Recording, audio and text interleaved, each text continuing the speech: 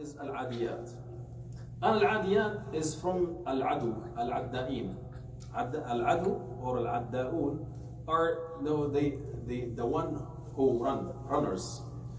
So Allah Azza wa Jalla start by saying Wal Aadiyati Dabha, فالموريات قدحا فالمغيرات صبحا فأثرن به نقعا فوسطن به جمعا إن الإنسان لربه لكنود وإنه على ذلك لشهيد وإنه لحب الخير لشديد أفلا يعلم إذا بعثر ما في القبور وحصل ما في الصدور إن ربهم بهم يومئذ لخبير. طيب والعاديات ضبحا. So Al-Aadiyat, the runner, which is the title of this surah. Whether it is the human, because we have Al-Adda'un, even from the Sahaba of the Prophet ﷺ, they were or the time of the Prophet ﷺ, including some of the Sahaba, they were Adda'in. They were fast runners, and there is a Sahabi that the name doesn't come to my mind right now, who was known to be Adda, very fast in running. Or whether it is the animal. So this is applicable to both human or animal or anything that moves in fast speed. Adda, moves too fast. But what's Dabha? Dabha is the noise that comes as a result of breathing without coming out from the mouth. And it is more specifically to describe or portray an image for the horses when they get in when they are in the peak of their performance. When the horses are in the peak of their performance, they breathe so fast, and you hear this noise that comes from them as a result of their excitement and being in the optimum performance level as animals of race.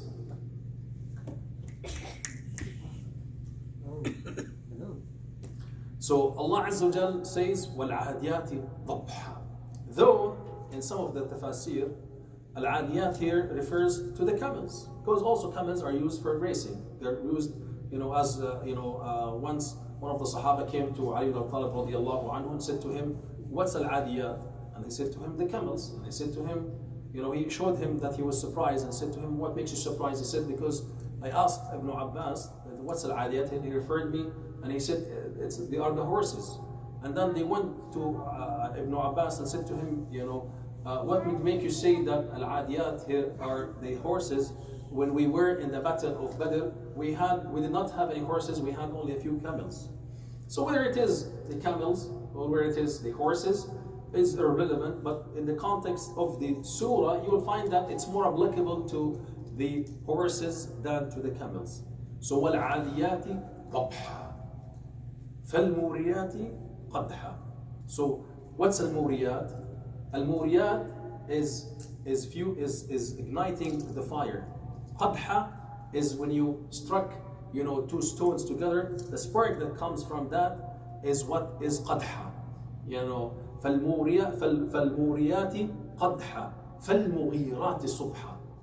Now when the horses is running, they move in fast. And subhanAllah, Allah Azza wa Jal have created, his creation is magnificent. When you look into the beautiful creation of this powerful animal that Allah created, and in the all times, horses were considered like tank nowadays. So if an army has horses, that means it's an advanced army, and their advancement is similar to an army nowadays with tanks.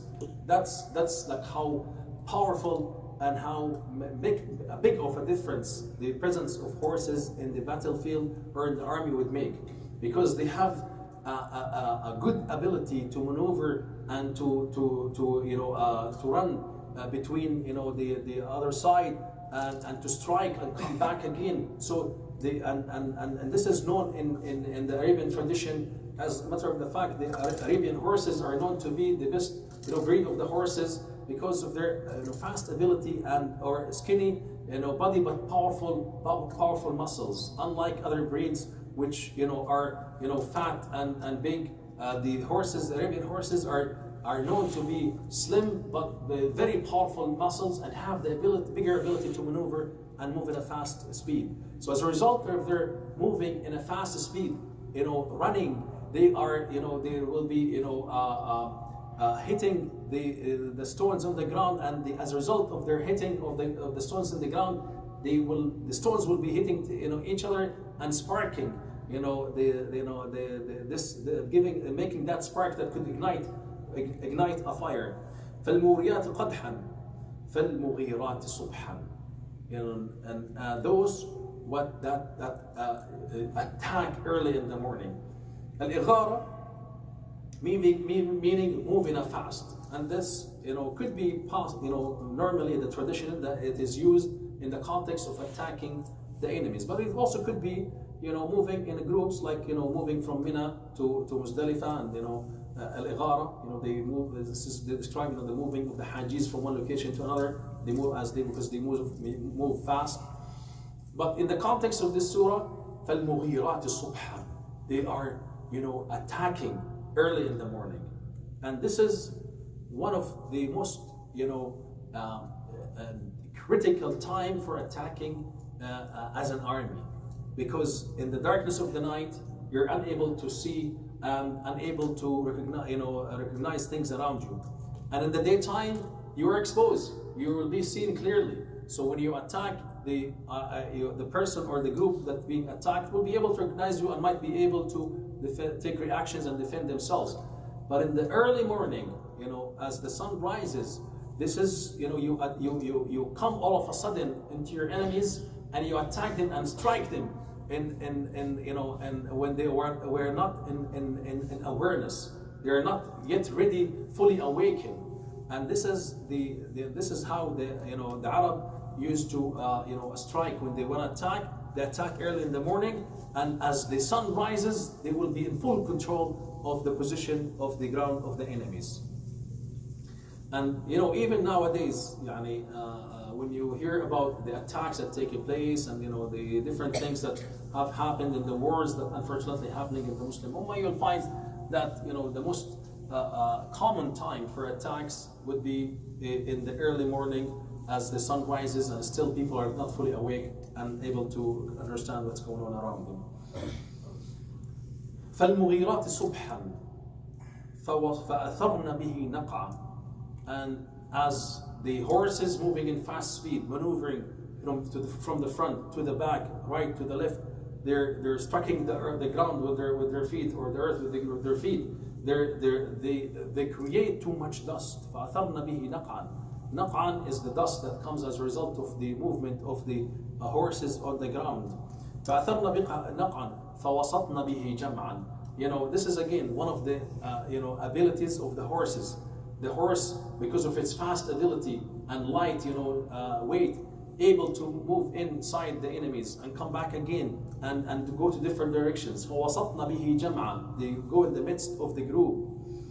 إِنَّ الْإِنسَانَ لِرَبِّهِ لَكَنُودٌ. Now, all those things that we mentioned about describing the Al Aadiyaat, the runners, or describing the abilities and the actions and the scene of the horses in the middle of the battlefield, all this is a qasam, an oath, in which Allah Azza wa Jal is using to first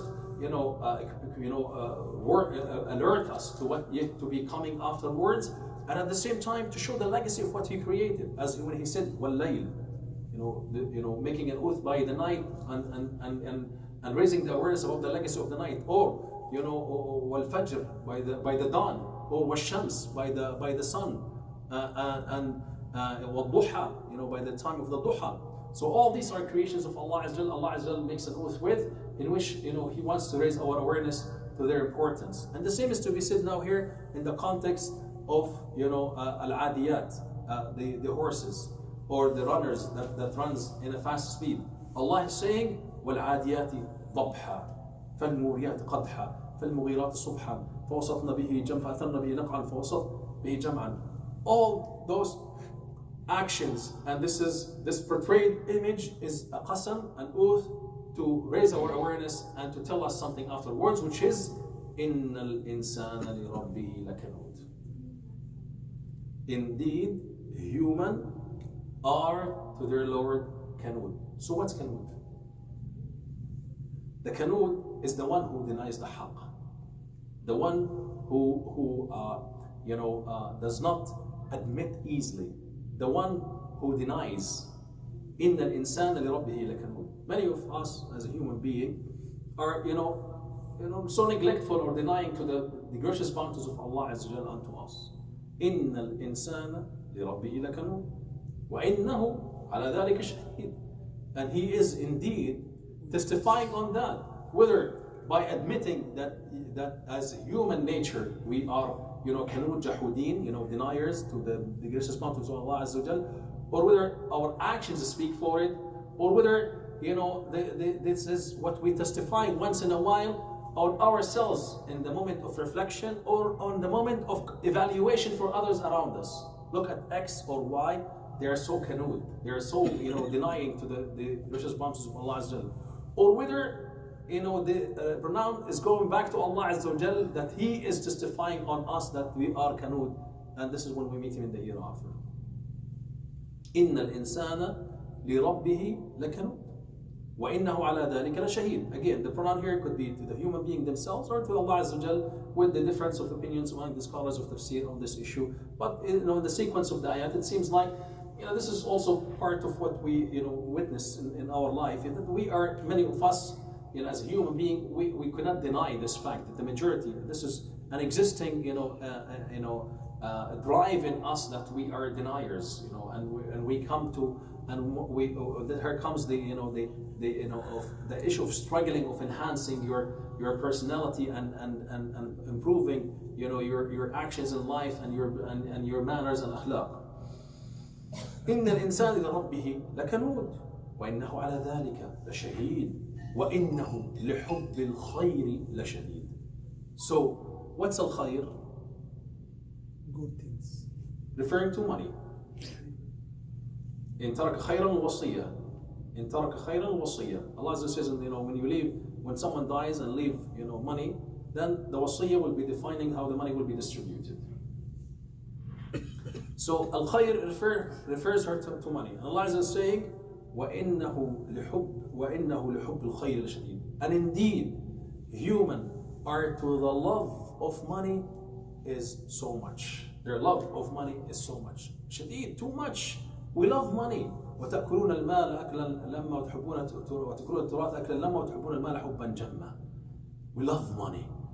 This is again a built-in drive. Is there again anything wrong with it?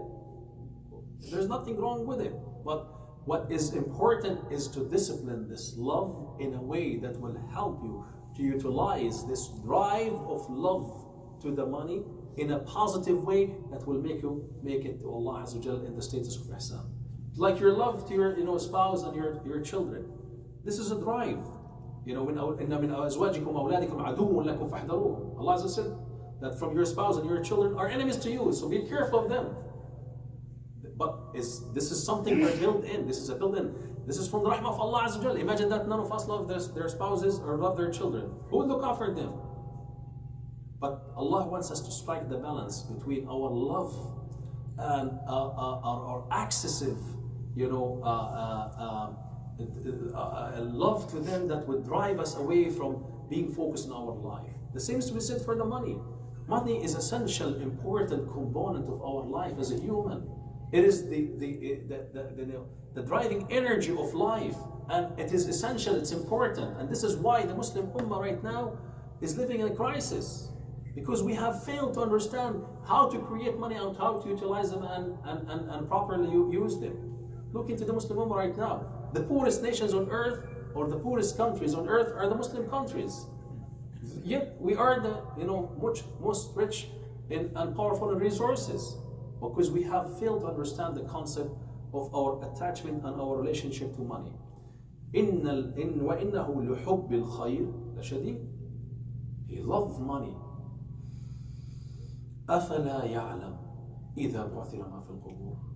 Would not this human or this individual know that إِذَا بُعْثِرَ مَا فِي الْقُبُورِ, when what's يعلم إذا بعثر ما في القبور وحصل ما في الصدور, and what was hidden inside the chest, because normally no one knows what your intentions are.